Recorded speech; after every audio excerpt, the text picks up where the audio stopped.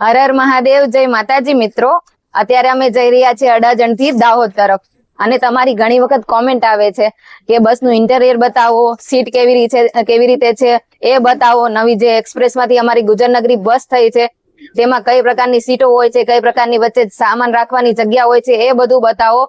પણ હંમેશા અમે જ્યારે બી દાહોદ જઈએ છીએ ત્યારે હંમેશા અમારી બસ આટલી જ ફૂલ હોય છે અને ક્યારેક તો આનાથી કરતા પણ વધારે પેસેન્જર હોય છે.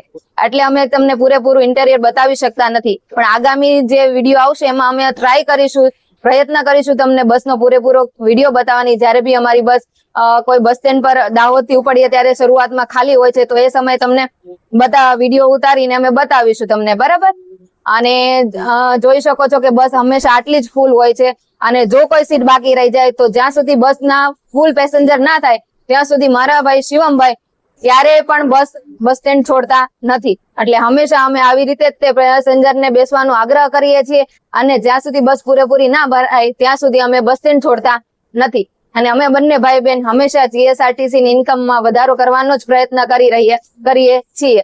અને આવી રીતે અમારા વિડીયોને લાઈક કરજો, ફોલો કરજો અને લોકો સુધી પહોંચાડજો. જય જય ગરવી ગુજરાત.